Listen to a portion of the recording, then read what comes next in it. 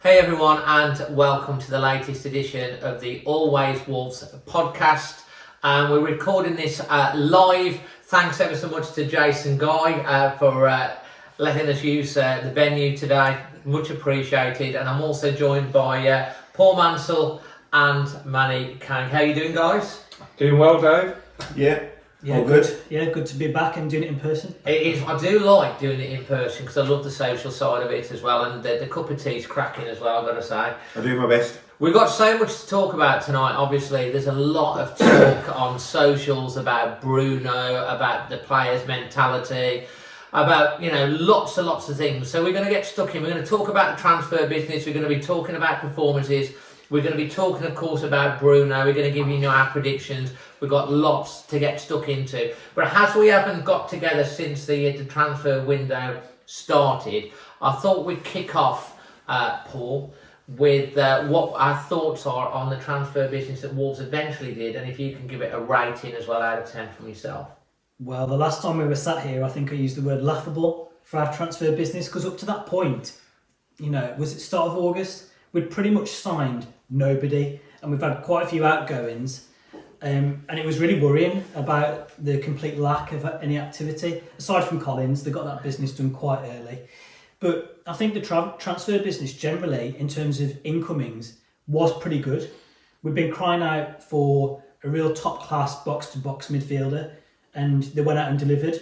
Pep Guardiola thinks he's one of the best midfielders in the world. You're talking about Nunes, yeah. Of course, yeah. So that signing has been long overdue, and I'm glad they've addressed that. We also wanted them to sign a top-class centre-half who was mobile, who was strong, who was good on the ball. And I think from what we've seen of Collins, I have to say he looks like a good signing as well. Kung Fu kicks accepted. Kung Fu Collins. Yeah, we also wanted a dynamic kind of defensive midfielder as well. We haven't really had one of those probably since Alfred and Di in the championship season. And from what we've seen fleetingly from Boubacar Traore and from how highly rated he is, you'd have to say that looks like a decent acquisition as well. Probably where they've struggled is in the forward line though. Guedes on paper looks like a good signing. Yeah. He averages a goal every 3 games for Portugal. He has done for Valencia. How many games has he played for us now? And he's had 6 starts. There was one game he didn't start. He's going to score a hat-trick the next game then. Yeah. You're going to have to. I think I've seen flashes of positive things from him, particularly Spurs away. I thought he was very strong in that match, and I think good things will come from him. But we'll come on to this later in the podcast. The attacking side of the squad has not properly been addressed, I don't think. Well, I'm going to come back for everyone's rating at the end. Manny, picking up on that, your thoughts? Yeah, you know what? I'm happy with the incoming. 6 players in, and all of them were fairly highly rated. Even Lage, I know he got injured, but he had a good record. He did have a good season. There was a concern on his injury record, and 30 minutes later he goes down. So, and then with the Costa thing.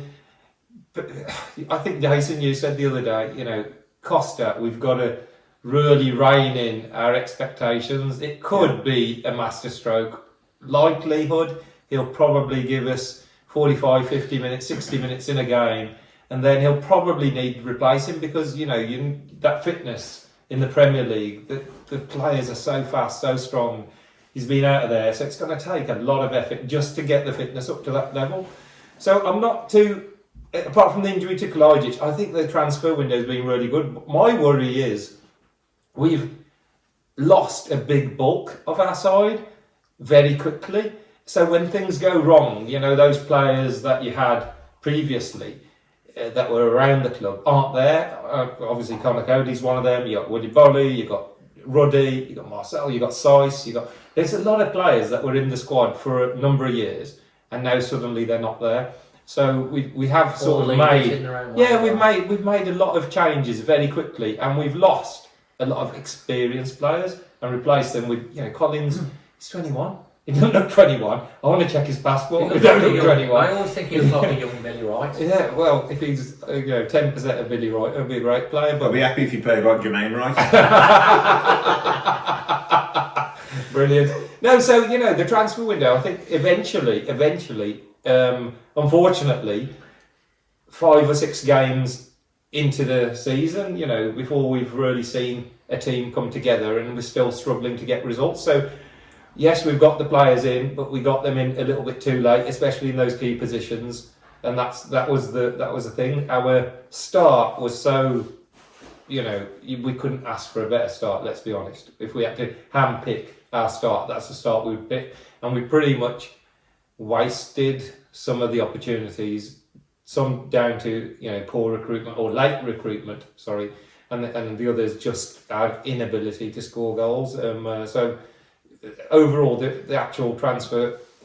They know they've got till the end of August, so they delivered by the end of August a decent set of players. But I'm just worried about a lot of it was very late happening. Yeah, very late. Jason, your thoughts? Well, last time we met at Molineux, we signed Nathan Collins, and I was still predicting us to finish 8th, 9th. Now we've signed £100 million worth of talent, and we're sitting in 17th. So what do I know? Realistically, I think Collins was a great signing in terms of not only is he a good defender, he's a ball-playing defender as well. In terms of he brings more to the game than just a head it and kick it defender. Nunes and Guedes, I don't want to spend too long on them, two established Portuguese internationals, and I think they're going to bring so much to the squad. Once again, all these players have got to gel together. Diego Costa, excited, yes. Is he the player of Chelsea 3-4 years ago? No, he isn't. We have got to be careful. He's even said in his interview, don't expect too much. And I think, yes, he's going to have expectation heavily weighed on him. We've got to be careful that, you know, we don't get carried away. Is he going to play 90 minutes every game? No. I'd imagine there's going to be bit part spells to start with, at least 15 minutes, bench, 20 minutes, 30 minutes, and then obviously he's going to build up. Traore, I don't know too much about Traore, I'll be completely honest. But once again, the reviews on Babacar Traore have been fantastic. The one I'm disappointed in is Kalajdzic. Not in him as a player, in the fact that his injury record was very, very poor, and he gets injured after 30 odd minutes. I think it's something that we probably should look at during the podcast, is that, as well added to the thing, is a little bit on the medical record, because you know, the last couple of years we've had so many injuries, ACLs. I mean, when the first couple of years under Nuno, we hardly had any injuries, so something must have changed. But one of the things that, like, from my point of view on the transfer side of things, is the incomings. I thought you can't, because there's a lot of the last podcast where the focus was very much on Scott Sellers and Jeff Shee, and Bruno was kind of getting away with it in terms of the fact that they hadn't backed him. Now the focus has very heavily moved on to Bruno Lage. But one of the other things is, if you'd said to me at the end of last season that Traore would still be in the building, and we'd still have Neves as well, that hasn't gone out. Thank goodness Neves hasn't gone out. And obviously he's currently the club captain. So number one centre half. And yes, playing central defence and midfield simultaneously at the same time. We'll come on to that one. So that's why I mentioned it. I mean, and this is why and we're going to come onto the performances and stuff, and then obviously talking about our thoughts on Bruno Lage. But the focus and the spotlight is really bright and getting ever so brighter on Bruno Lage. Paul, what would you give your rating on the transfer window as a whole? It's a tough one, because you've got to take a lot of factors into account. You guys have mentioned about the lateness of some of the signings, so is that a factor? Are we including outgoings in that as well? I think a lot of weak areas have been addressed, which I feel positive about. There's one or two areas where I still think we could improve. So I think on the whole, I'll probably call it a 7. A solid 7. Yeah. And yourself, Manny? Yeah, you know what? I'd probably go a little bit more. I'd give it an 8 out of 10, because I don't think any of us actually expected Fosun to go and spend 110 million quid. We pretty much thought we had to sell Neves, and then that's the money we got to then buy 3 or 4 players after selling one. So the way they've done their business, they have bought money in, but they've actually gone net spend, and I didn't expect that. And look at the money they got for Gibbs White. Yeah, they did. Oh man, that looks tremendous money right now, doesn't it? The way Forest. Not half. That's been an egg. Well, that was a good deal. So, you know, in that respect, you've got to say, have we overpaid for any players? Right here, right now, I don't think we have. No. You know, a centre half for 20 million, that's pretty decent business.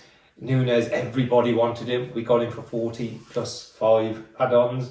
That's pretty much what we got for Gibbs White, and then got one player that's like established in Europe. So actually, you've got to say, in the end, she and Sellers did deliver, didn't they? They got us. The only one thing they didn't get was that backup centre back, which is... Yeah, I think that was the injury. You know, the Bolly thing happened really sort of late in the day. And he wanted him on the contract. Was it 3 million? Yeah, and it sort of, they just didn't get it.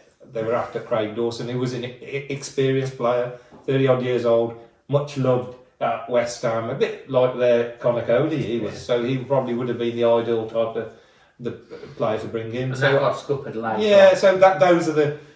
You know, but I think I'm just impressed by the amount of money they've spent, and now they will, more than anything, I mean, the owner's going to be sitting there. I mean, I've signed all these checks with languishing in 17. You know, you've got to deliver. I've given you all your gifts, Bruno. Now deliver. Jason, so we've got 7 and 8. What about yourself? Well, I'll go one step further, and I think it's the best window since we signed Kevin Keane, David Kelly, and Jeff Thomas. And do you know what? I do mean that. We spent over £100 million. Forget the financial outlay. You look at the quality of what we brought in just Collins, Nunes, and Guedes alone.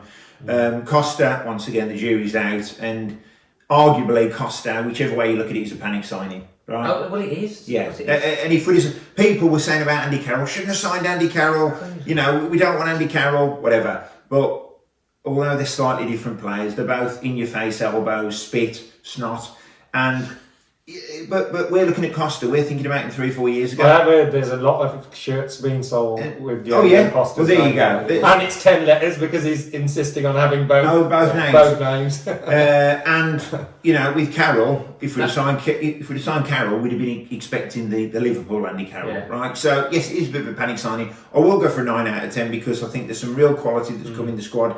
They've addressed the key areas apart from the centre half position, so we can't complain at that window. We will complain at that window, but we can't. No. But you're quite right. The spotlight's on Bruno because it's on the board, then the board deliver, then it's on the manager. So if the manager doesn't deliver, it's curtains. Literally. Well, I'm going to go with an 8.5. Basically, because they didn't get that extra defender in for one. And obviously the other reason why I couldn't give it a full marks is because a lot of the players came in quite late. But I think in terms of like when we went into the window, like what you've referred to, we didn't expect them to invest. They have gone and they've backed, which is one of the things that Bruno was saying. He wants his own players. And let's face it, with the outgoings, this is now Bruno's squad. He's made the decisions about Conor going and all the rest of them and building his squad, which is why, you know, people are getting frustrated and the spotlight's well and truly on. But overall, yeah, Fosun, Jeff, you know, you can't complain at the end of the day. You did deliver. But we're going to move on now to performances, which is basically up until this point. Can I sit this bit out there? I'll go to Manny first. Performances. How are you feeling about the performances so far? Not necessarily the result, but we're obviously going to focus you know, on that. in moments of games, go back to the first game, Leeds, we scored early. Yeah. And then we made an absolute clanger between defender and goalkeeper, let them back into it. But the second half, we came out actually playing some amazing football. Yeah. We totally dominated that game. For about 20 minutes, we looked so strong. Morgan Gibbs White is no longer. Actually, he did have a very good game that day, and Pedence and what was missing? Goals. We could not score that second goal. Couldn't score that second goal. You know, the problem. And then the first attack they had. Yeah, and so that actually gave us a bit of hope and thought, okay. And then we went to Fulham, and for me, it was like, I just don't understand the formation. So the performances have been there, but some of the performances are about individuals. It's been about Neves having a great game, or Nunes having a great game, or Johnny was really good in this game, or Collins had a great. It's never been, oh wow, our team were really good today. Yeah. So that's my worrying thing. The performances are us clapping individuals rather than the whole team, because unless they produce a goal at the end of it, pretty much doesn't mean anything. Well, we're definitely going to come on to the lack of goals. I've got some stats for you. Oh, I can't wait. I've got stats. These are going to be interesting. Paul, your thoughts on the performances up to this point? I think on on another day, another year, those performances probably would have yielded more points than what we've got. Yeah. I've seen some bright things, particularly I thought the performance at Spurs. Yeah, that was a. They've won all of their home The matches. first half, we were completely dominant. I think we But went we and didn't had, score again. no, we had 17 goal attempts, I think. And Manny said rightly that we played quite well at Leeds. I thought as well we went for Leeds with an attacking mentality. I think you can break it into defence, midfield and attack, our performances. And I think the defence have performed well. Yeah. Prior to the match against Man City, we had the best defensive record in the league. So they are functioning well as a 4. You have to give the manager credit because we've played with a 5 for 4 or 5 years now. And he's made the transition to a 4 very easily. We were worried about that. It was something that's new for us. So credit to the defence. I think the midfield in patches has looked bright. Neves has really stood out. Nunes looks like he's going to be a good acquisition as well. So they've, judging by our possession that we've had at places like Tottenham and against Fulham, I think it was 60-odd%. It's the highest possession Man we've City. ever had against Man City in 5 Was years. it Yeah. 41%. 41%, and that So was it's with 10 unreal, men for yeah. the whole of the second half. So they're keeping the ball well in midfield. So you have to say that if you judge it on that, they're performing quite well. And we're going to talk about it's the final third of the pitch. And my big gripe that I have is the lack of service coming into the box is really killing us. So if you divide the pitch into thirds, the back 2 thirds I think are doing pretty well, particularly the defence. The top third of the pitch, not happy with that side of things. Yeah. Jason? I'm pretty underwhelmed, to be honest. I think we went into this season, especially with the signings, with a lot more expectation. The league table doesn't lie. It doesn't 17th, and we've had quite a kind run in to start with as well, I'll be honest. There's no easy games in the Premier League, and obviously we've got some tough ones coming up. I just think there's just been... you know what, for me, there's just been, like Jose Sarr in the tunnel, I've got to mention this against Man City, that This was just captured on BT, wasn't it? and he's saying to De Bruyne, go easy on us today. You know, with that mentality, you've lost before you even go out there. Yeah. And then after 56 seconds, we're picking the 55 seconds, we're picking the ball out the net. So I think there's individual errors. Nathan Collins doing that tackle on the halfway line. To be fair to him, though, he's going for the ball. You can see he's looking at the ball. That's all he's going for. He's not trying to decapitate Jack Grealish. He's going for the ball, catches the player. On another day, it's not a red, it's unfortunate. But against Man City, we're always going to get punished. Yes, possession was great. But we undone that ourselves, A, in the tunnel, and B, as soon as we come out onto the pitch, you know... The game plan had gone after 55 seconds. Completely, and, you know, then Bruno, what does he do then? 1-0 down against Man City. What, we're going to score 2 goals to win? It's not happening, is it? Especially then when we've got 10 players. Yeah. That's just one match. Yes, there has been some really exciting things to latch onto. One thing that I will mention is the atmosphere in Molineux seems to be really, really flat. The atmosphere as well from, Bruno. Listen, Nuno used to enthuse me. Bruno doesn't really enthuse me. Yeah, he's not got that. Yeah, he does seem to be like a school teacher. And you think, listen, when the chips are down, you want someone to come in there and just, you've got to have confidence in your manager. You've got to have confidence. Look, that's just me. But I have been very, very underwhelmed so far. And you know me, I'm a happy clapper. Just give us a 9 out of 10 for the transfer window. For God's sake, we didn't sign a backup centre half. But yeah, it's the atmosphere in Molineux. That's the point I wanted to come to. It does seem really flat. We've had some fantastic times in that stadium. On that. Yeah, definitely. Yeah, there's a few reasons for me. I mean, I know Dave, you're going on to lack of goals, aren't we? Yeah, we that's talk the about obvious it, and we can talk about the player mentality. Yeah, so every crowd needs something to feed on to. 100%. Yes. Do you know that a striker, a centre forward, hasn't scored at Molineux in the year 2022? Is that right? In front of the South Bank. Yeah. You know, the South Bank is our singing section.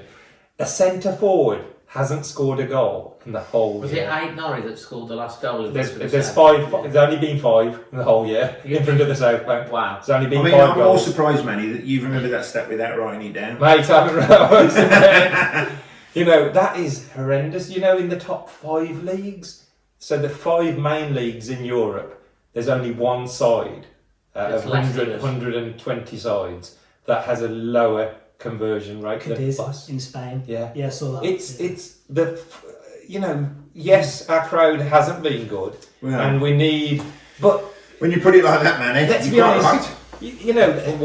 That's why the crowd's flat, isn't it? Yeah, of course. if a player scores, we haven't had a goal this season in front of the South Bank. This season we've had none. We haven't scored in the second half of any game this season. Any game. We used to be a second half We side, used to never score in and the now first we're a half. no half Yeah. side.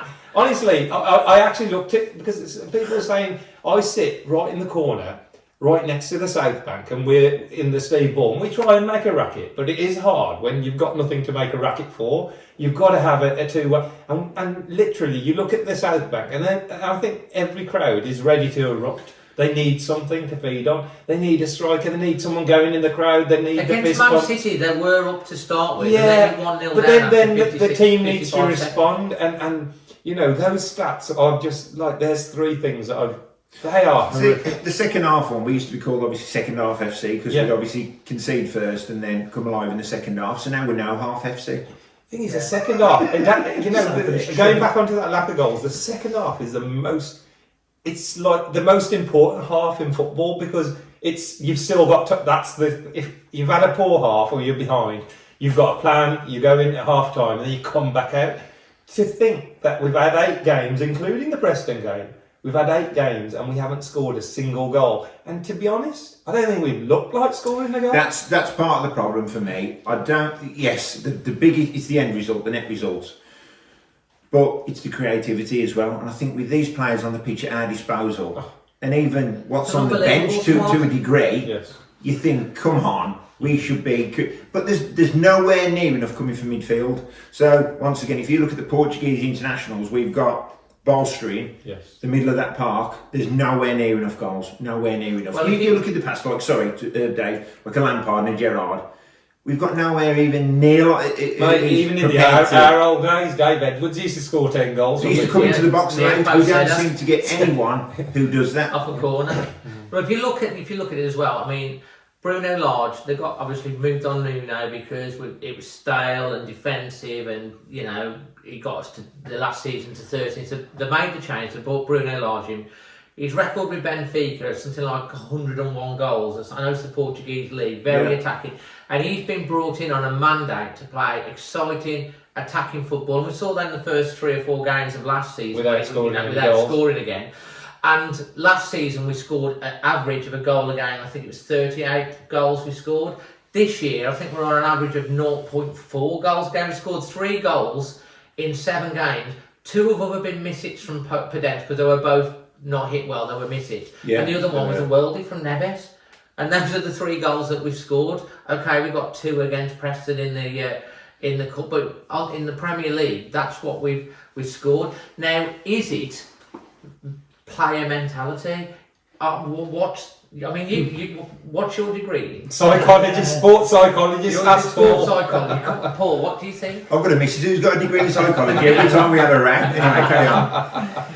Well, to me, yes, that is a contributing factor. It's not the only factor, but for sure. I mean, even my daughters are saying, Dad, they're taking too many touches, and that smacks of a lack of confidence.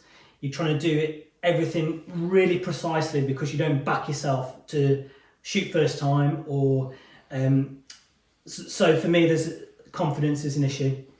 In front of goal. Yes, and it's not just this season, is it? It goes back, as you've discussed, to last season as well, particularly the back end of last season.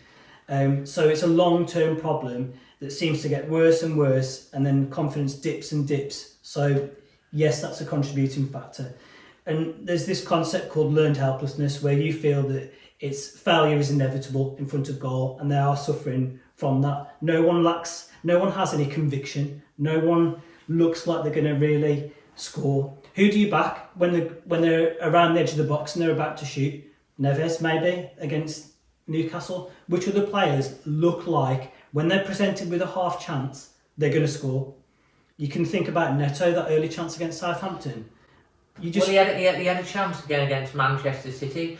and he took that extra touch. He got closed down and pulled more, and then he skews it wide. If he'd hit it first time, is he playing? You know what?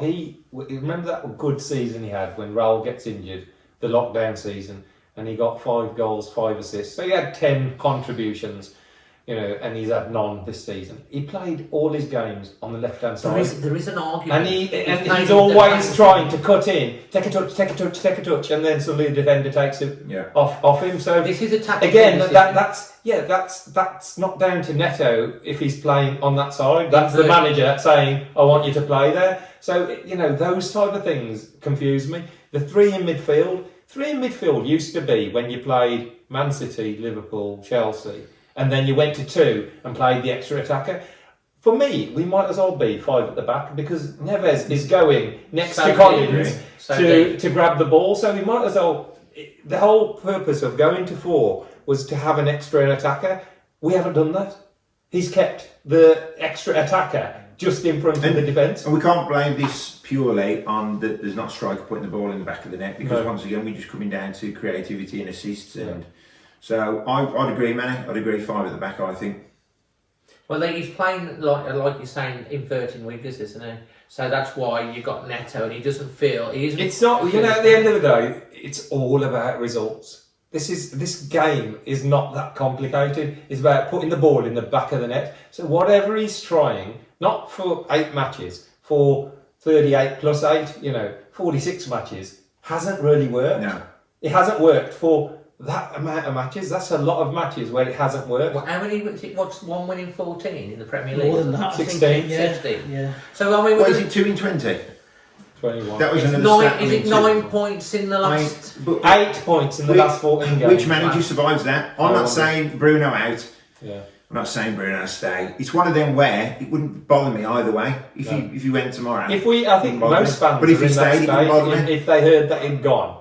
They'd be like, okay, he's gone. Who's next? We would straight away. There'd be no 14-day mourning period for. There wouldn't be. I think we can all say he'd got to be stale under Nuno. I don't want to go too far back, but he'd got to be stale under Nuno, and that was partly because of lockdown as well. Yeah. Right. No crowd. And it was losing Raul at that key point. Of course, it was so difficult to judge him.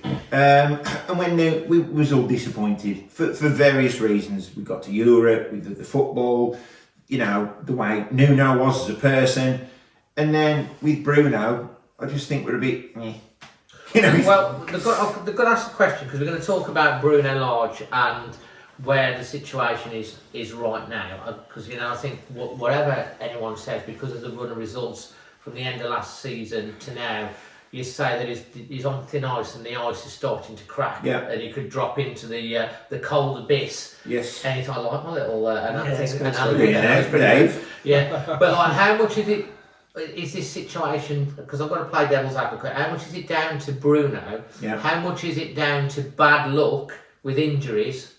How much is it down to recruitment? Because Bruno Lage is obviously his argument to the board is, well, I lost Kilman at the end of last season. I had some injuries. We ran out of steam. This season, you've brought my players in, but you haven't given me time to train it. Now I've lost my strikers. My central defender's now got a red card.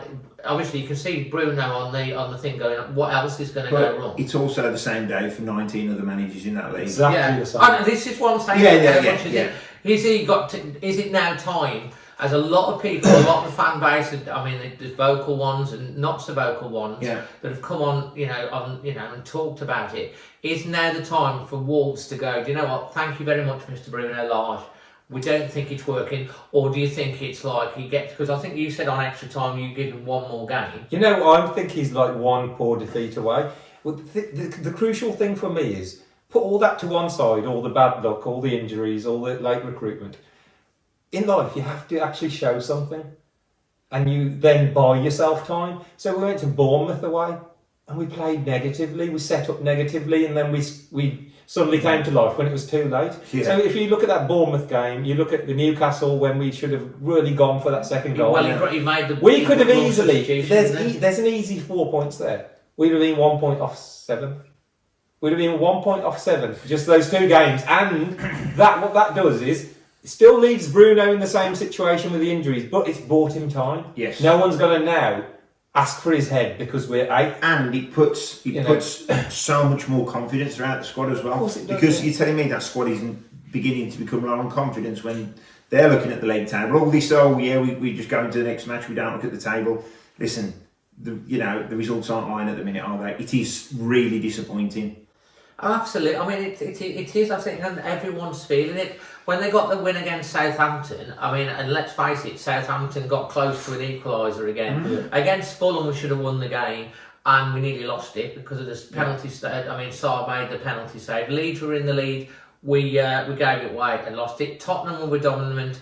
We didn't take our chances. They had the chance. They finished it off. Good. Newcastle were winning 1-0. He brings Wang on when the obvious person to bring on was Traore to push them back. I think if you make a different substitution, there's a lot. He often makes no substitutions or very late substitutions. So people have to ask the question tactically: is he tactically naive? Did he make a genius decision at the weekend to play Neves in the back? We lost 3-0. We lost 3-0, but was that? I actually look at it and can see both sides.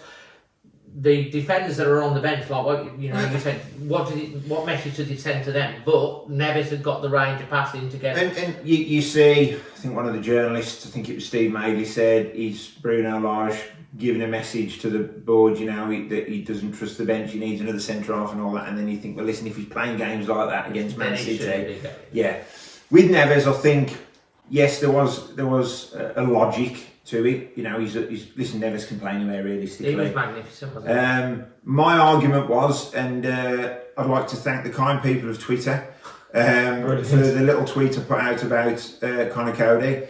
My point was, with Conor, I just think we've lacked a little bit of leadership. 100%, we've lacked someone vocal. We've lacked that experience, right? Collins and Kilman are still very young lads, right? Right centre halves of our team. Okay, with Cody, he just brings a little bit more. Yes, I understand why Bolly went, but 3 million quid we've given away. But I understand the deal behind it. To be fair, that first game for Forest, he looked awful. Oh yeah, but hooked him off, didn't they, after about against City, Cody or Bolly on the bench, one of them comes on. Yeah, probably. Yeah, I think so anyway. That's my opinion. The two defenders on the bench. Gomez and Mosquera. Mosquera. Gomez and Mosquera. Why are they on the bench otherwise? They're on the bench because they've got to be called into action at any point, and they're not. And Totti Gomez never let anyone down. I think Gomez is a great player, but that's the time where you think, go make a name for yourself. Yeah. Go out there, and Gomez hasn't let us down yet. We haven't really seen enough of Mosquera to he got injured when he was a bit John Smith when he was getting stuck into the tackles, and then he got another one that got injured. If you look at all the injuries, Johnny 2 ACLs, Chiquinos before the start of the season, the new guy, not even going to say Kalajic, injured. Neto got injured. We've had so many ACLs. Is that a coincidence that we've had such a run, or is there something not quite right with behind the scenes, like with the medical side of things? It just seems, I don't know. Well, we've gone from a club which we don't get injuries, do we? We went through that period where we didn't get any injuries at all of any note. Now to what you said, Johnny's ACL. Long-term injuries. Rouse is very unfortunate. That's you know what Paul's just said there? That's really key. Remember, Nuno is a bit like Bruno, small squad, 14, 15 players. Yes. I'm happy. Big season, lots of matches, Europe, qualifiers, and obviously it went far in the cup as well. So all those, are we now suffering because we had a small squad? And then a couple of seasons later, people are now breaking down, So there may be, some are quite clearly Kalajic. Everyone now turns to, everybody knew his injury record. You could see it. Online, you saw his injury record and you thought... I'm still reading it now. It's pages long. It is actually... It's also available in hardback, Manny. Go and sign copy, mate. It's... What do you reckon, Paul? Yeah, probably a bit of a regression to the mean as well, because when you go for so long with so few injuries, naturally things are going to even out a little bit. But there is quite a high amount of ACL injuries, and I know they take the preparation and the science really seriously, and the setup at Compton is really elite. Totally, yeah. So I don't know. I mean, we don't know what goes on behind the scenes, but you could argue that based on the amount and the frequency of ACL and serious injuries, perhaps something is a little bit amiss. Yeah. You'd be asking questions, wouldn't you, of your medical department, if you were the owners. Is it you don't know exactly how the training is, how they train effectively. You do intense. That type Yeah, of thing. We're speculating now, by the way. Yeah, we are. Chiquinho has been confirmed that he'll be out till next pre-season. Wow.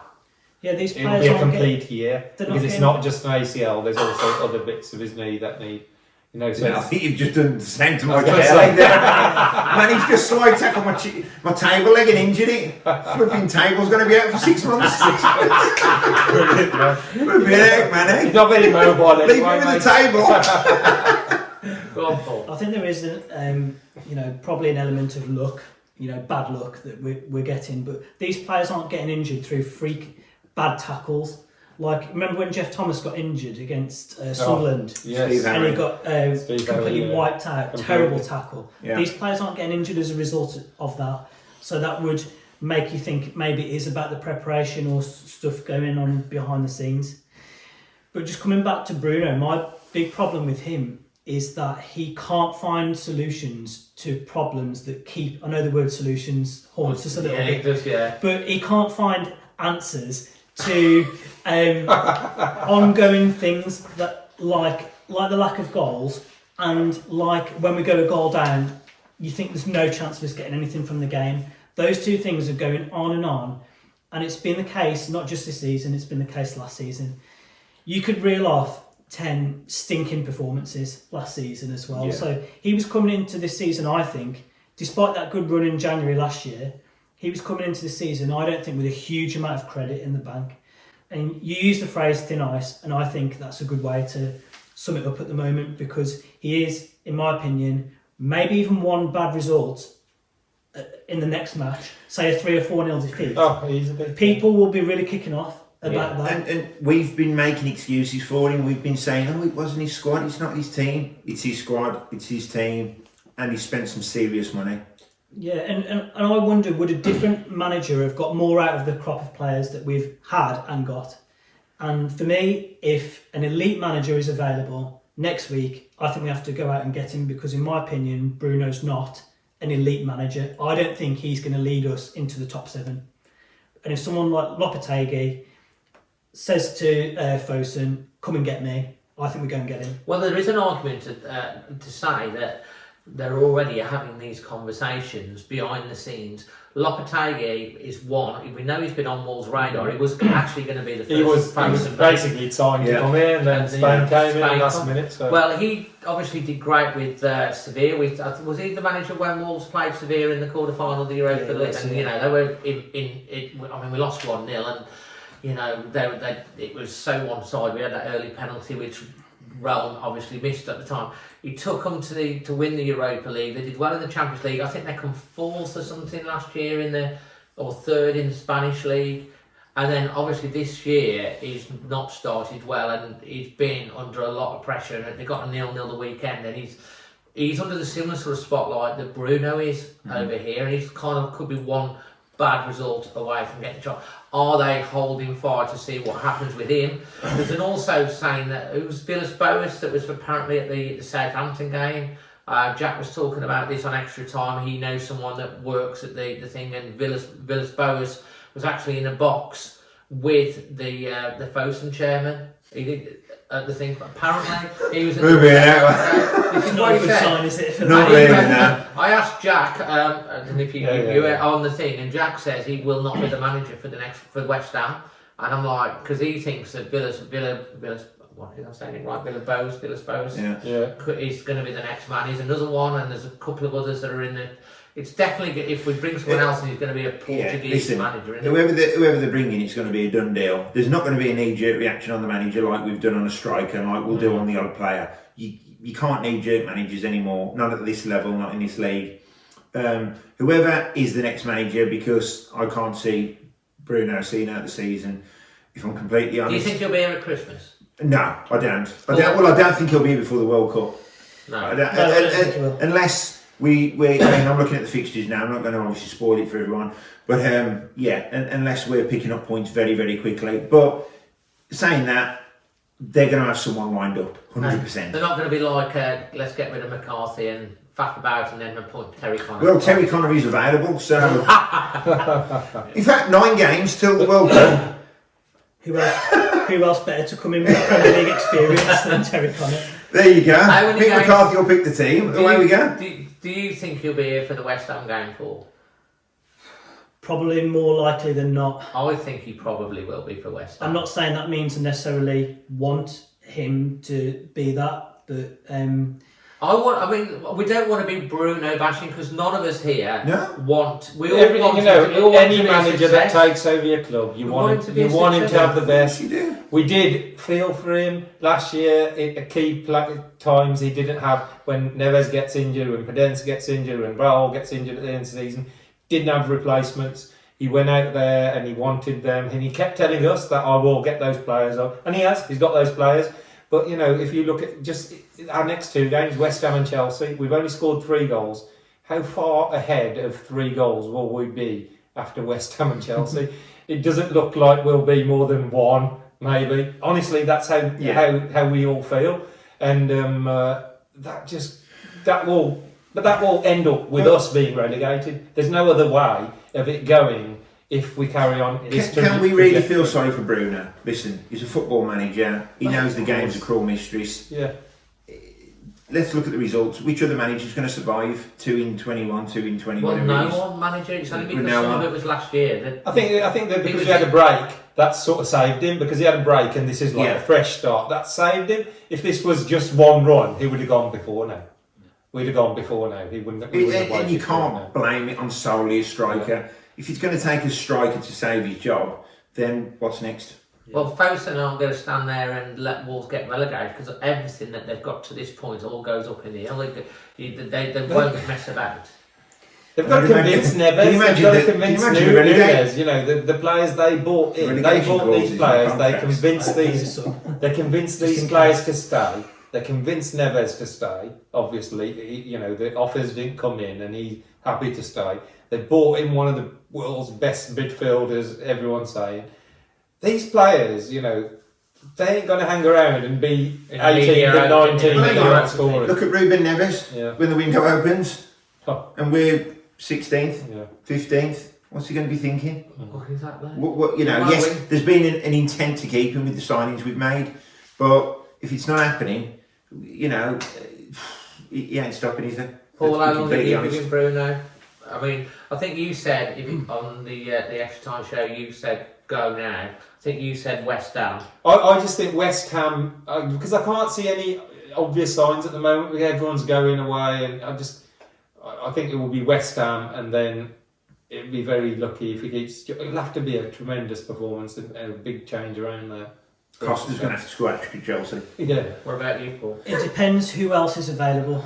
I think that's the big thing, because ultimately if someone better than him is available next week, they should go out and get him, regardless of forthcoming fixtures. But I think I agree probably with what Manny said, that if there's a really poor defeat against West Ham, the pressure ramps up another level, and we need to take some points from this fixture run that we have coming in October. And do you trust him to be the man to get those points for us? I don't think so. I mean, one quick other issue that I have with him, listening to an interview with John Ruddy, is John Ruddy questioned his ability to be a good man manager, to communicate effectively with the players and so on. And I think, especially in modern football now, you have to be really good at that. And if you look at like someone like Antonio Conte, who came in at a similar stage of the season last year for Tottenham, he transformed that team. Yes, they've spent money this summer, but prior to that, it was the same players. And I think he's not getting the best out of these players. Do you think as well the decision, like in pre-season, that it was apparently with the game before Sporting Lisbon, where Cody was basically frozen out, has affected the dressing room as well?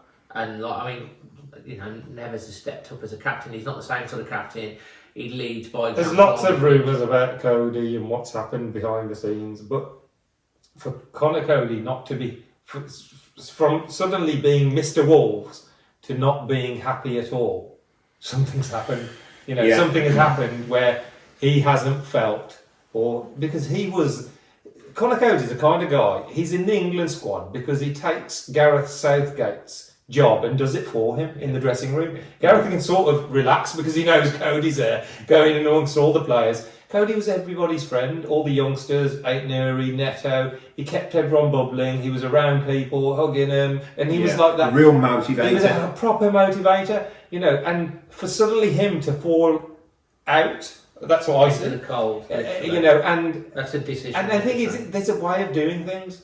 There's a way of doing things when you have to make a decision. So Bruno wants to go back to back four, and he feels Cody's. There's still a way you have to do that. And is it a culture thing? Is it Bruno thinks he's done everything as he should, but it's not really been. You know, is it's something in his. You know, Bowley suddenly doesn't turn up. That would never happen under Nuno. That wouldn't happen, would it? No.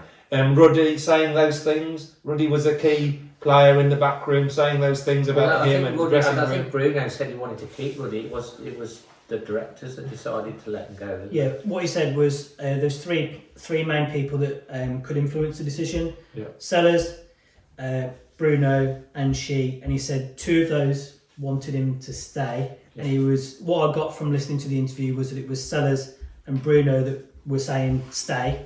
And I think she pulled the plug on that. But Manny's right, there's something I don't think quite right in terms of the culture behind the scenes within the club, and losing a big player like Conor is not going to help that. And I completely agree. You don't go from being a real focal point of the club, being really happy, being really bubbly. And the other thing, you know, this myth about him not being able to play in a back four. Yeah. He literally plays in a back four, and they've given him the armband now. So, you know, were we quick to judge him? Yes, we know he had lack of pace, but one thing Conor Cody's done is every year he's improved. From the time Nuno took over, he got better. And he's going to go to the World Cup. Bearing in mind, we signed Conor Cody because, I mean, we're not going to make this the Conor Cody show, but we signed Conor Cody.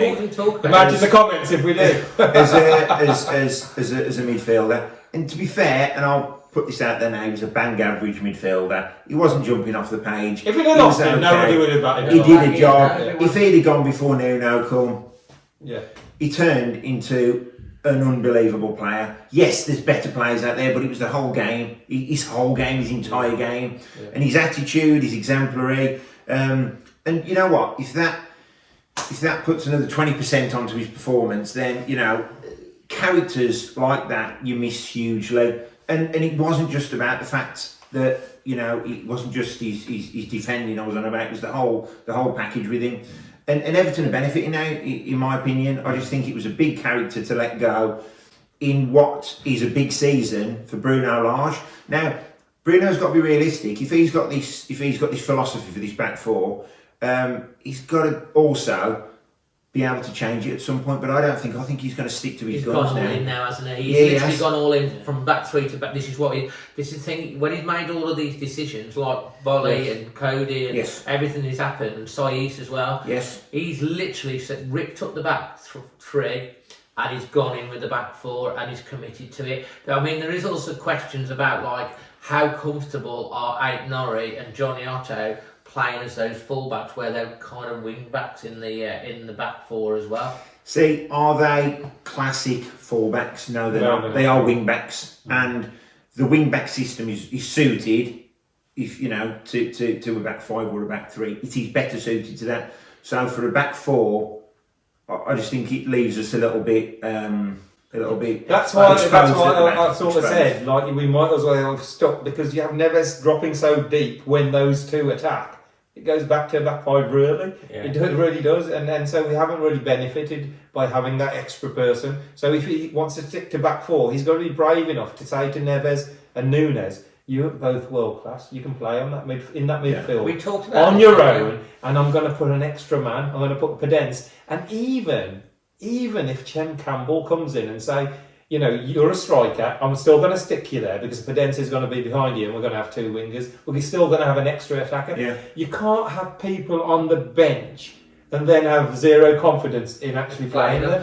That's Manny, like might as well put you and Dave on the bench. well, We'd have a go, wouldn't we, mate? we'd have a go. But the thing is, like, We'd go up and down. Even in the old, let's be honest, in the back in the old, times when I remember we went through a real crisis of strikers and we stuck Darren Robertson, remember? Yeah. And he went and scored after. Listen, Wearing that shirt. Listen, you put players on, Shem Campbell, and a young lad in the 18, 19. He's going to have absolutely no fear. He's got absolutely nothing to lose. And he's a striker, he knows the role. And is he going to have a worse scoring record than any of our strikers that And are in playing a out position there? where we've lost all our strikers, if he still can't come on, then it's But are they just bench warmers? Are they just literally because there was also the other statistic, the Leeds game, wasn't it, where we used one substitute, did we? Yeah. And then there was clubs He was the using lowest in the league. Yeah.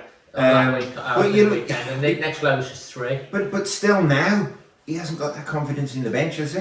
And what's the point of him being there? Well, there isn't. We want to come on quickly. I don't normally do this, but you asked to put a thing. You wanted to talk about Diogo, not Diego Jota. I probably wouldn't put this on Twitter for fear of ending in a gas chamber. But no, that's all fault, mate. Oh, is it? Yeah. I actually missed the cut on that one. Missed the cut, yeah, with Diogo Jota, I think that the goal scoring, the problems have stemmed from there, right? From getting rid of Diogo Jota. Now the argument was he was out of form, he wasn't doing it. It was time to move on. He'd lost his hunger. Yeah, you could say exactly the same about Raul Jimenez as well, right? You could.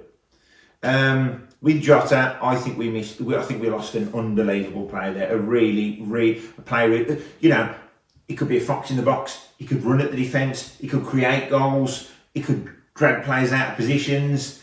He could do everything. And that's why Liverpool, one of the best club signings in the world, signed him. Mm. They were scouting him for a long time. They knew how good he was. Yes, we got unbelievable money for him. Was it good business? It was fantastic business, and I always say this. But we have missed him massively since because we haven't replaced him. We haven't got a player anywhere near him who can play. Well, the argument is Neto. That's why they're letting go, because Neto was coming up behind. But now Neto's who would you rather have, Dave? I'll put that to you. Well, obviously, Jota has gone on to prove himself. He's playing with...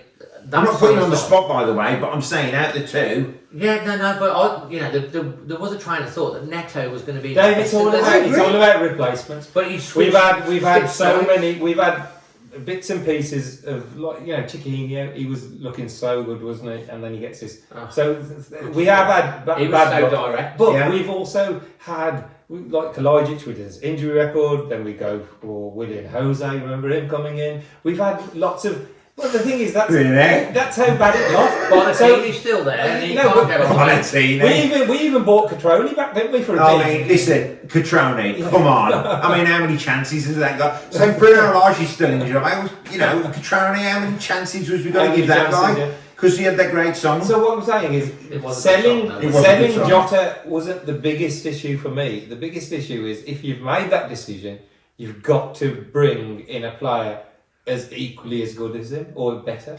and we bought Nunes in and we bought Collins in the striking department. We haven't gone for that. So, striker. A quick question to you three: do you think Neto is the player he was after his injury? No, definitely. And I don't think Raul is either. I don't think that's a little bit psychology. I mean, you saw from the clean through in the Bournemouth game when he was clean through before the injury that he finishes that. But he snaps it, it's happening again. The mentality, though, isn't it? Yeah. I mean, when he scored that goal against Preston, and it's only Preston, we know, but it was we never win in that bloody cup.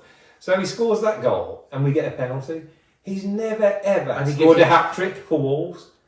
A striker at Molineux. If you've got a chance to score a penalty, you're not going to give the ball to anyone, knowing that you'll be on a hat trick. And he gave the ball to Wang.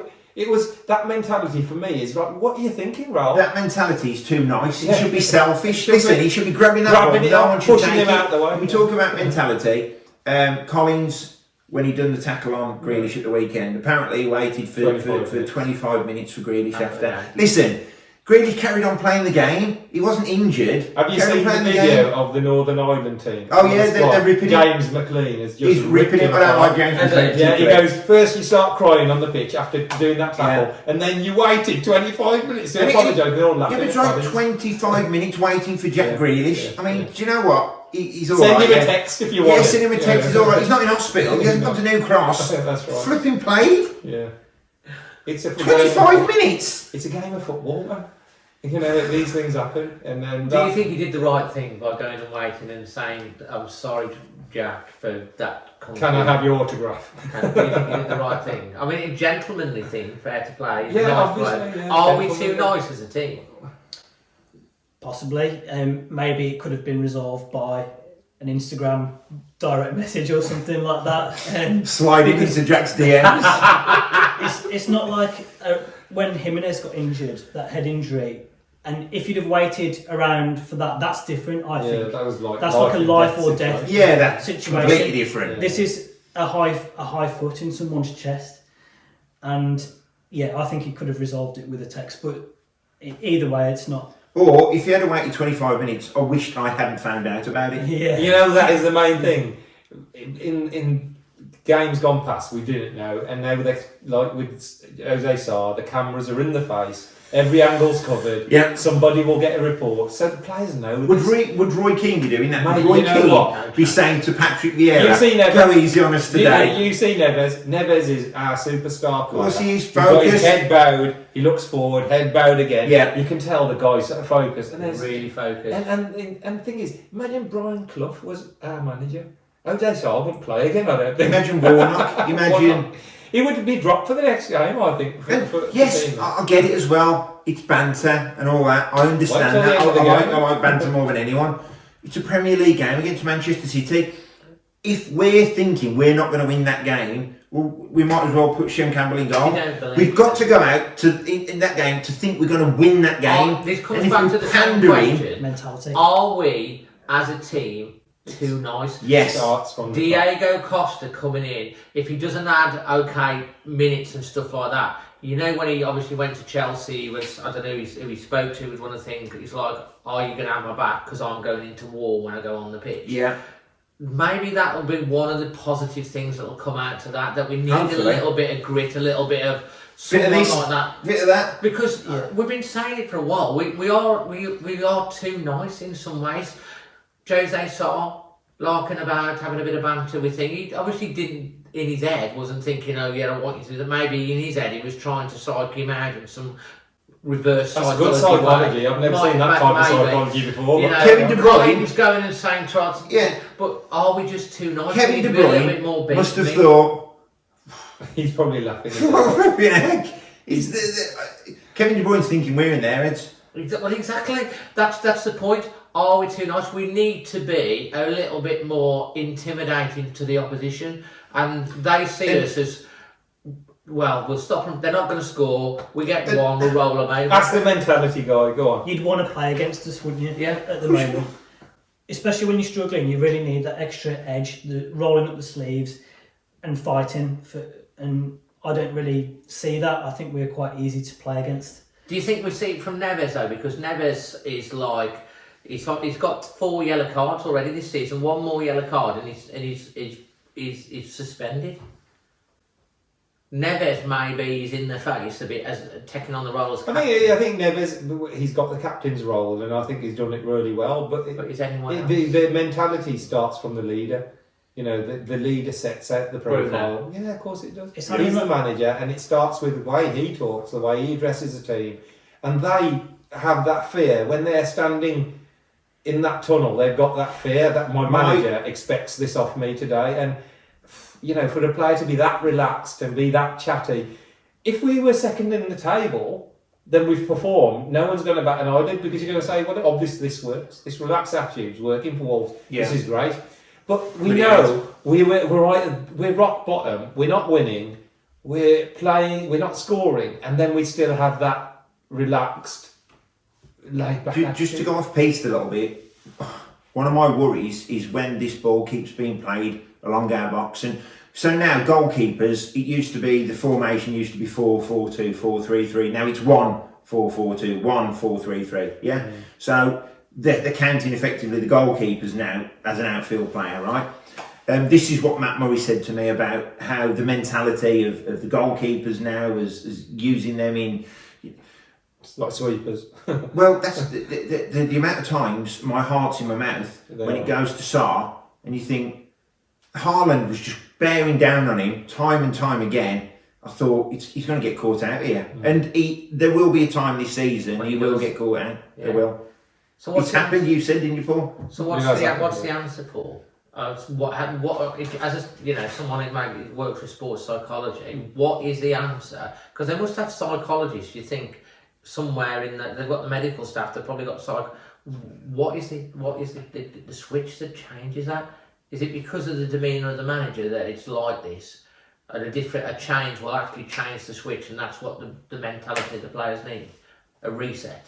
Yeah, I mean, I think a lot of the players' values and behaviours emanate from the manager, from the top, and if he's not exhibiting those, then it's hard for the rest of the players. They don't seem to have this little edge. So when a ball comes into the box, who really wants to get on the end of it? When a set piece is delivered, and we can talk about the quality of those, it just seems to be headed out really easily. We don't seem to have that little assertive or aggressive edge that our players want to be that person to make the difference. Yeah. About the final, before we get on to the final piece of the final little bit, which is the fixtures coming up, predictions, and then the little questions. You, I think, mentioned something about crossing, didn't you, that you wanted to talk about? Oh, I'm so tired of it. The standard of delivery when it comes into the box is so poor. The people will say, yeah, but there's no big man in there. But how many teams really play with a big man now? I know we've signed one, and I do question why we've signed a 6'7" striker when we don't put the ball in the box anyway.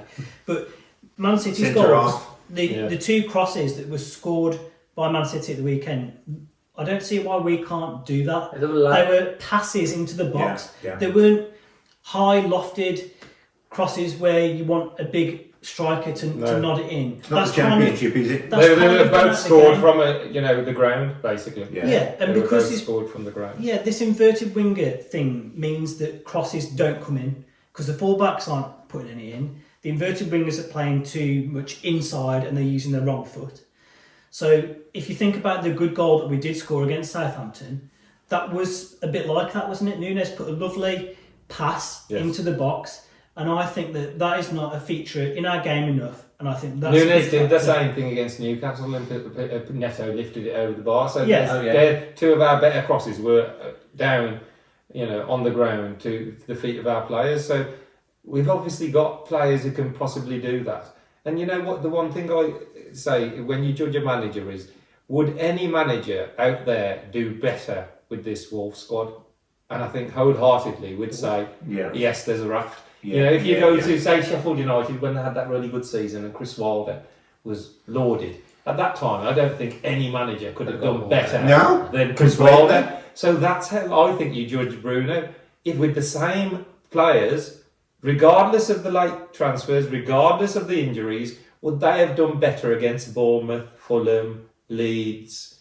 And would we have now been sitting on 12 points in the top 6? Having not had our squad together for long, having still had these injuries, but comfortable because we've got quality players. And I think most, if not all, Wolves fans and experts and pundits would say, yes, there's actually... Would Conte do better with us? Obviously, we're not going to get him. Obviously, he would. So if you list those players down, those managers down, possibly... You'll go a long way down that league table before you get to a manager that wouldn't improve. I think probably the best way to sum it up is now we've got the level of players we've got. I think we need the level of manager. Yeah, step up. I'm sorry we disappointed everyone and upsetting everyone, and everyone's saying, oh! No, I think we're talking honestly. It's nice of Bruno to have tuned in today, especially. If us four are sitting here talking and saying this, and we're kind of like... We are the Happy Clapper podcast. Oh, yeah, we are. Exactly. If we're saying it, then Christ. What's that? Happy Clapper Fan TV. Anyway, let's get on to the predictions for October and November.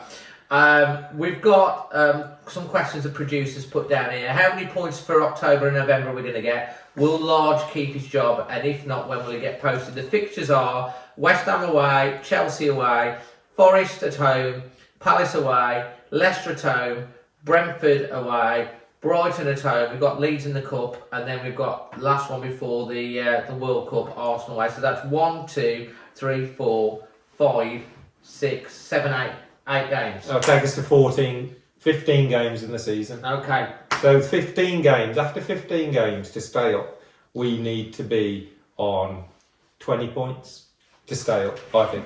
How many points We're on 6. So we would have to get 9 points from those 8 games minimum, right? Just to be probably 17. Yeah. So we're looking at double figures to actually move away, and then you look at those games. Thanks, man. Right now, you're looking at 10 plus points to get us any further up. How many points we're getting? Right now with Bruno Lage. If Bruno Lage is in charge for all of those games, 7 or 8, I don't think, because that's the trajectory. We don't score goals, so we will pretty much, I think, be rooted into the bottom 3 or 4 after those games with Bruno Lage in charge, unless he miraculously changes the system around and we play more attacking than Diego Costa somehow. Because Diego Costa becomes reincarnation. Yeah. He just comes a reincarnation. Paul, points.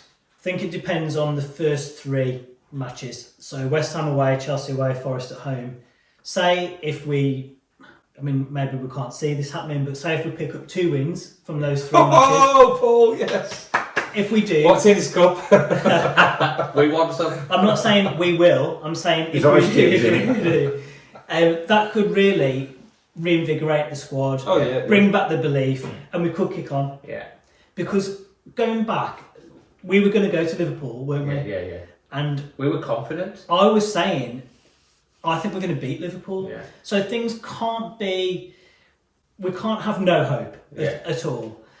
But if we do badly in these first 3 matches, then confidence will plummet even further. We're not scoring goals, so my answer it depends. Yeah. But if it's the current manager on the current trajectory, you can't say really that you back us to get more than 8 points, a point a game, because that's what the run that we've been on, a point a game roughly. I've just broke it down, so I'm not expecting him to be the manager past the Chelsea game. So we've got West Ham and Chelsea coming up. Yeah. So I've been kind, and we give us a point for the 2 games. Give us So a point out of a 6. draw against West Ham, and I think obviously Chelsea are going to beat us, right? So give us a point for the first 2 games. Yeah. Then we go into a kind of run, which is Forest, Palace, Leicester and Brentford. Leicester and Forest are particularly in 3-4, whereas Palace and Brentford actually aren't doing too bad. Let's give us 9 points out of them 3 games. Let's say we're going to beat Forest, we're going to beat Leicester, and then we're possibly going to beat either one of Palace or Brentford, right? So let's give us 9 points there. That's 10. Forget the Leeds game in the Cup, and then we've got Brighton and Arsenal. Give us another point there, okay? So up until the World Cup, I'm sticking my neck out and saying we're going to get 11 points. But that's on 17 after 15 games. Again, would that be right? Well, the halfway point is 19. No, it's 19 matches because there's 20 teams. We'll still go down. So that's how far behind 38 we are, points is pretty much what you need. So I'm just Stay up. A point a game, what you need to stay up pretty much. But listen, I'm just saying that Forest, Palace, Leicester and Brentford, which you could all class as winnable games, you could. I'm just if you look at that West Ham game, it's massive for both clubs because West Ham are equally in. Apparently they played well at the weekend and they didn't convert, a bit like us. Forest and Leicester have conceded 39 goals. Forest are a team of between them this season, and if we can't score against them too, then let's play volleyball. I said no, we should turn one in here into a volleyball pitch that involves in not hitting the net. They're terrible from set pieces, Leicester. Forest are a team a team of strangers. Literally, West Ham for the trees. Hey, the next game is so important. Yeah, trees. West Ham fans are absolutely livid about their start. They haven't played well. Exactly. They're struggling. Their conversion rate, their goal scored. So that's why for me that match is the key. Even if we only get a draw there, I think he's gone. Do you know what? At the end of that game, one set of fans is going to be hammering the manager. Hammering. Do you like that? Both. I'm on fly. You know what? Well, I'm walking to Chelsea. Both might be. At least the manager's dugout chair will be empty. To be able to rest on that. I think I think that they might give him up to 5. But I think whatever happens with the results against West Ham and Chelsea, We're on a knife edge, aren't if we? we lose at home to Forest, I think he'll be gone that night because like they can't lose. I at home can't to see him getting Forest. to Forest personally. Mate, I don't want. It's most of Saturday that day. I don't want fans most of that pitch. Brilliant, eh? Imagine that. Okay, will Lage keep his job? I'm thinking, is it just a straight yes or no? I think Chelsea's going to be D-Day. Chelsea, by Chelsea. I can't see him being in charge by the time the World Cup comes round. So he's going to be gone for you as well. Lage is not a long-term manager for Wolves, and now he's not even a short-term manager. Let's be honest. Sadly, I agree. I think it's unless there's a massive. You know turn. what? The funny thing is, football is such a. We go to West Ham and suddenly, we won 3-0 because they've had a stinker, and then we're like, we can make Europe again. Well, no, but I would say give him a 3-year contract. Obviously, yeah. Unless there's It is game by game, isn't it? If he wins, we'll say, okay, give him the next game. As soon as he loses, Of course he is. we're back to square one again. Yeah. So I think there's already plans of. We're fickle, aren't we? I think there's got to They'd be. be seeing fickle as we are. Fans are fickle, but I think, to be honest, most of the fans have been very, very patient up until this point.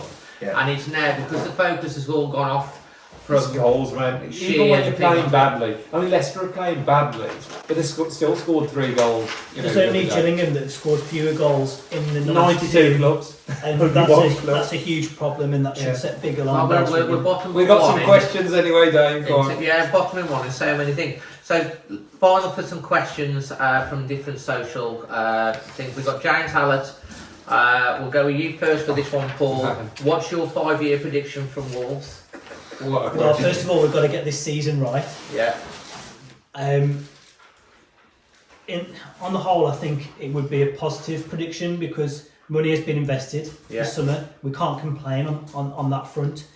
So it seems like Fosun want to still push for this top 7, Yeah. and I'd be delighted with that. So I would like to think over the next 5 years we will be continually pushing for that top 7, Yeah. and maybe even flirting, with a We're going to win a Champions trophy League. in these 5 years. I'd love us to win a trophy as will we all, but I think a big issue that the club need to look at is the Steve Ball stand, and I would like them to within the next 5 years at least have some plans afoot to properly deal with that stand, because you could argue it's not really fit for purpose right now. Yeah, that's cool. And Jason? My 5-year prediction is I think we're going to move down to a ground near the M54, the I-54, big ground there, hotel, casino, all the works. My news is going to be a housing development. Listen, I can't even predict the next 5 games, right, can I? I really don't know what it's going to bring. I just hope within the next 5 years that we get to see some European football like we did. I think we've got to be honest. Wasn't it? Yeah, I don't see us competing for league titles realistically. So I just think if we get Especially the to championship. European football within the next 3 or 4 years, amazing. We've had to reset ourselves, haven't we? I think we moved so fast after getting promoted. 7th, Europe, Cup semi-final, which was a heartache, but we still got there, which seems, and all those seem a million miles away now. Those days seem like they were decades ago, and literally, Oh, they did. that's we've stagnated, and the pandemic didn't help, and Nuno's final season didn't help, and it hasn't improved since. You get a new manager in to improve things, and literally, I think you'd probably say we're enjoying the football less than we did under our previous manager. That's So now, you look at the 5-year prediction, it would be an absolute dream to get into Europe, where we should have been expecting to compete for Europe every year by now. Yeah. So it's actually starting again. Let's start again, and let's have a dream of maybe getting into Europe, and maybe the odd, final of a trophy like the FA Cup, or a favourable draw. You can get a long way. So we're now hoping again. So 5-year prediction is hopefully we make it back within those, make it back into Europe, because we seem so far away again, and we shouldn't be. And it might change very quickly. New manager comes in, he sees the players, we start playing front foot football. We eventually, get a striker that can score goals, and it might change, and that prediction will change. But it's the wrong time to ask a Wolves fan right now. What you're going to 5-year prediction? Great question though, James. Let's look. Let's look at the. Look at Dave smashing the place up now. You made him angry now, James. Let's look at the 5-game prediction. Stadium redevelopment. I think that something needs to be happening with that. Agreed. I think there's going to be something happening in the corners during the the corners of the stands with the what do you call it? The screens and stuff like that. I think they're talking about stuff like that. The always Wolves box in that. Yeah, and I'd like to say try and get like European football, but win a trophy would be nice. So I'm gonna say we'll win some cup, even if it's like Johnson's what's that cup we won? Papa John's. Papa John's trophy. The under-21s could win that. Who knows? Yeah. David J. We'll start this time with Jason. Thoughts on Neto? Does he need resting, game time, or switch back to his preferred side? Thoughts on Neto? By the sound of it, I think my missus just come back from Aldi. No, you're right, darling. No, I did say earlier that I didn't think he was the best player since he was playing his best football since he's come back from injury. I do think he doesn't look quite the player he was. I want him to get back to the performance level, because I really did think Neto was a good player with a lot of potential. Does he need resting? Listen, I think he just needs to play games. I think he needs confidence. I don't think he needs to be pulled in and pulled out and left out for a couple of games. So I think game time is very, very important. And yes, I do think you've got to play players in their best positions. And he is left-sided. He is awesome with that left foot of his. And I think he'll create more chances and score more goals. I just think that he needs to get to his preferred side and keep playing football. Manny? We're limited on options if we do rest him, because Chiquinho being injured, Adama, Adama. And so, play him on the left-hand side, play an extra forward, and if that means bringing Chem Campbell on because he's the only striker, play him. At least you can get two wingers. Tell Chem Campbell you're in the box, but Bedence is behind you. Tell Nunes and Neves you're good enough, you've shown you're good enough to play as a two.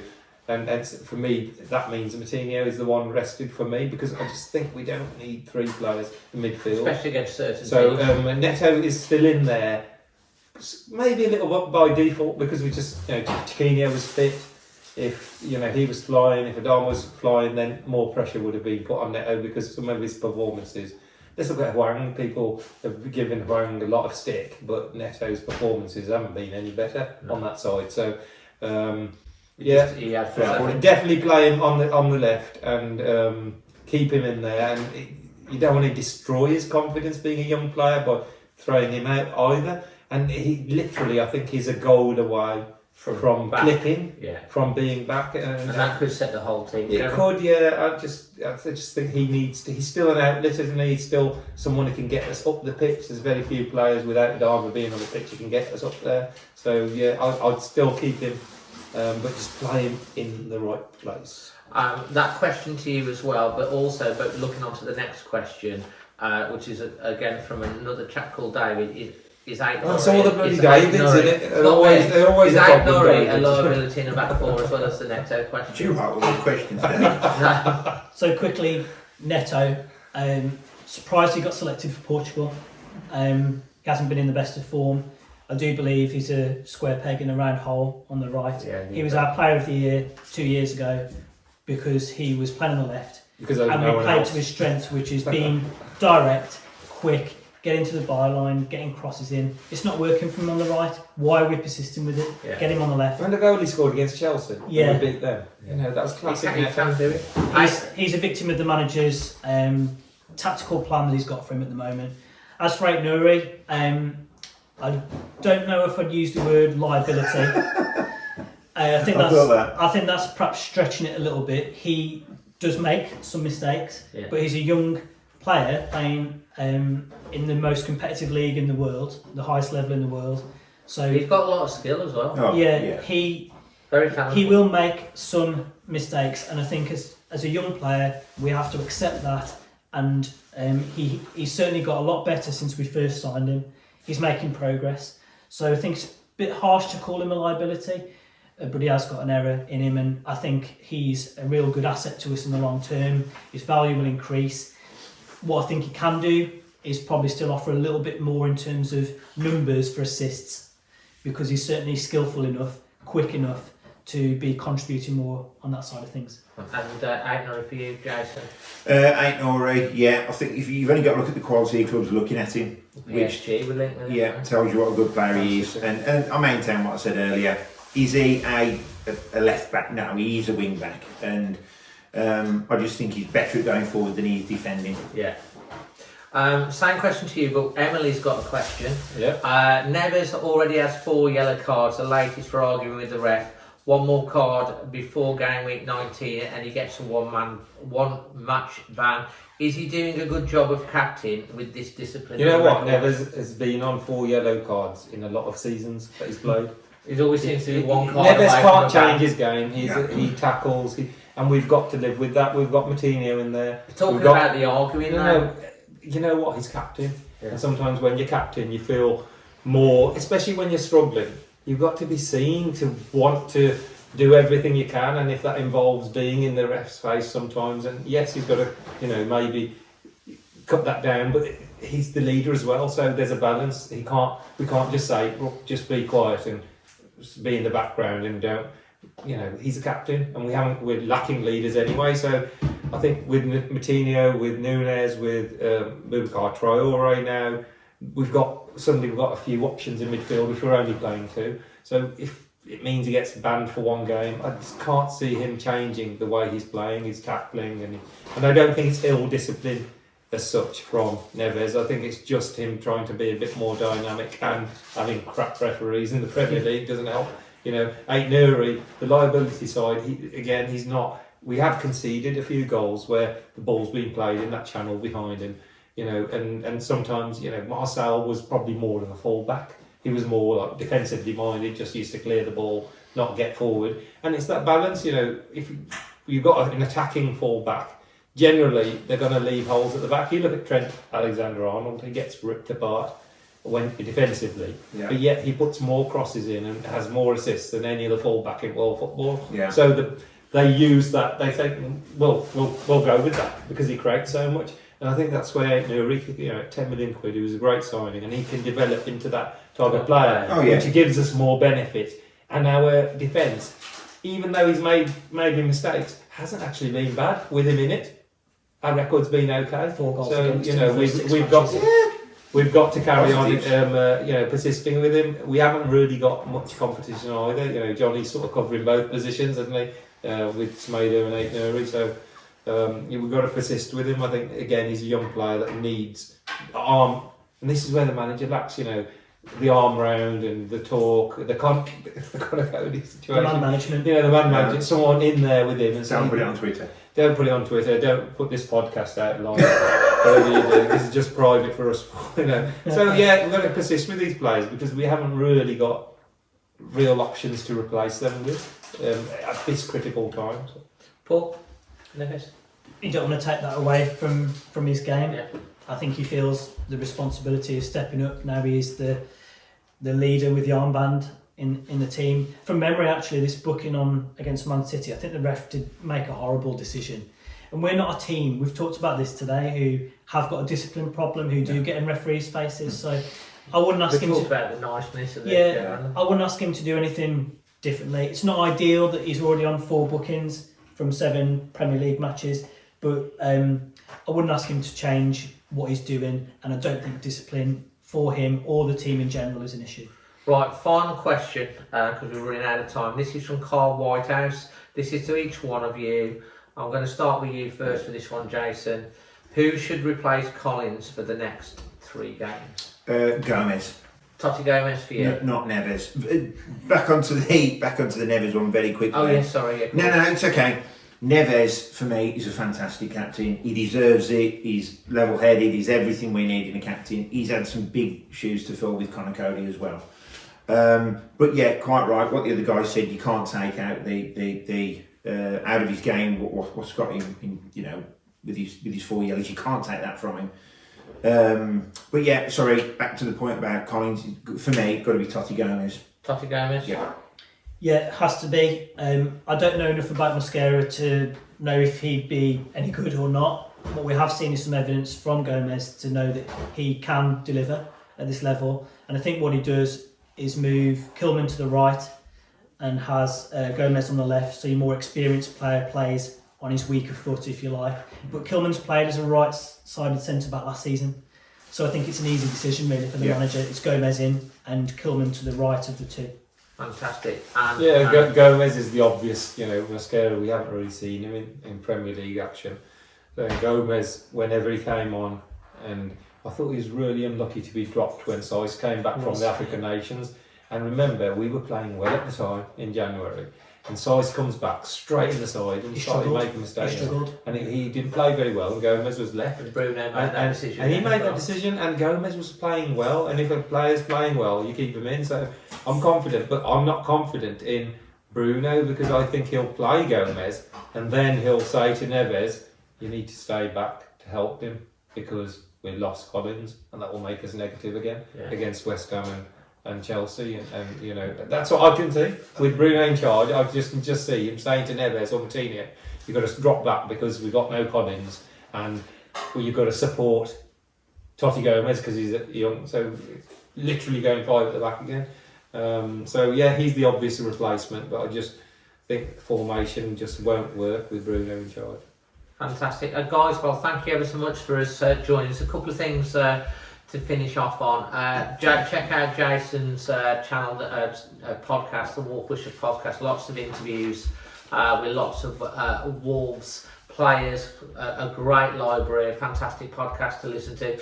Jason, any updates on any of your fundraisers that you want to put out and how can get you on socials? Yes, so on Twitter at Wolves Premier, if I haven't already blocked you.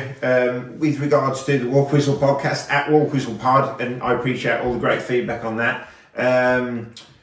Yes, we had a fundraiser the other night, and the winners, Always Wolves. We had a great night. Raised £1,300 for the charities, which was amazing.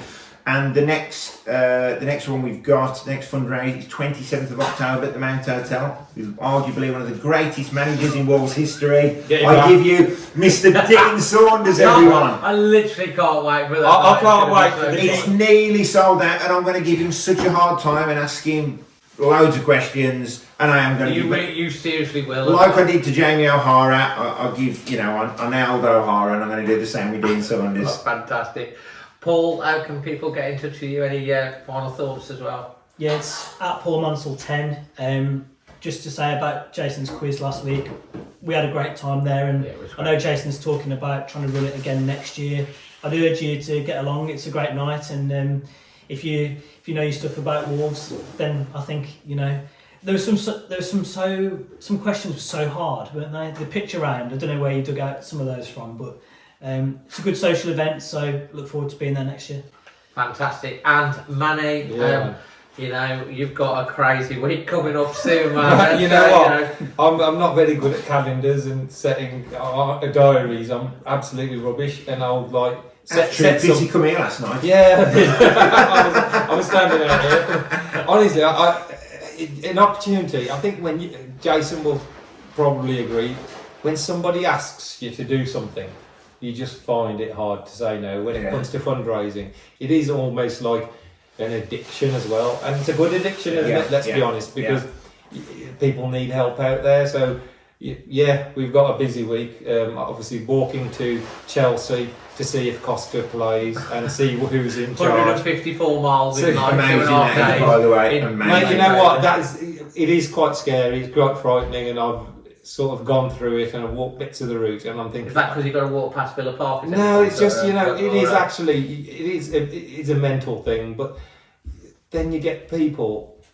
A bloke who comes and goes, "I'm going to sponsor you £1 a mile." That was on the extra time. So when he actually sponsored me, he goes, "I've doubled it to £2 a mile, 126 miles."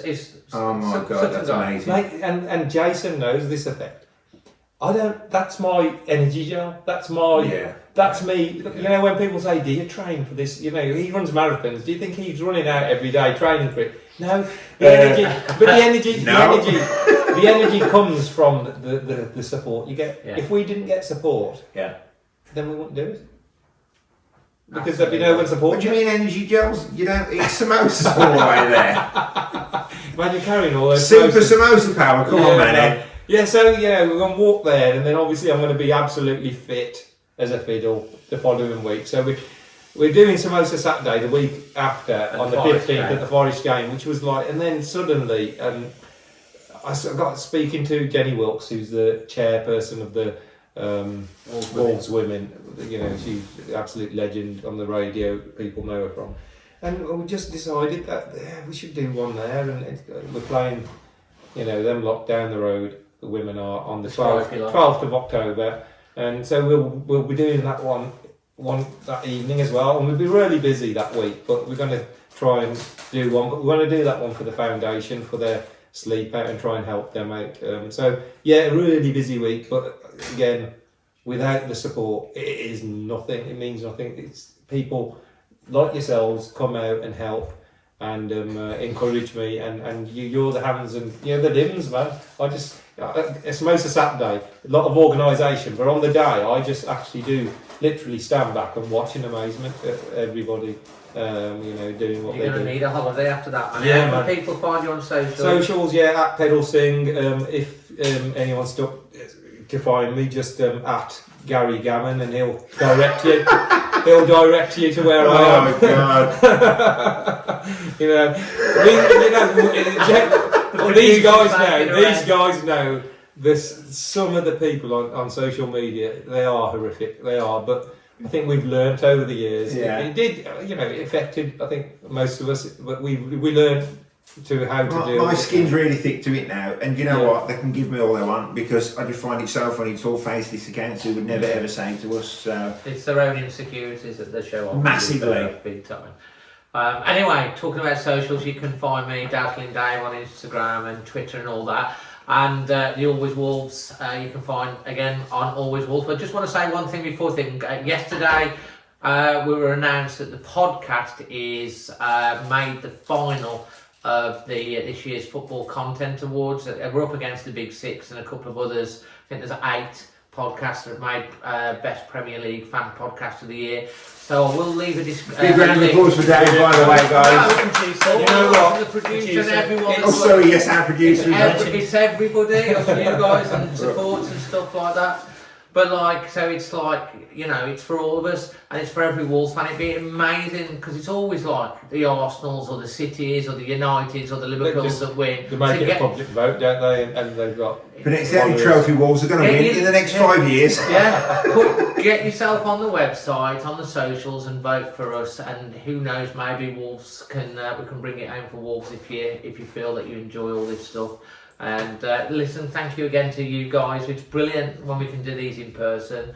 Now the pandemic's over, it's been allowed. Thanks, Jason, for hosting us tonight. No problem. And the 50p in the meter's going to go in a minute, so we're going to hurry up. For myself, Paul, Jason, and Manny, I hope you've enjoyed it. And until the next one, always Wolves.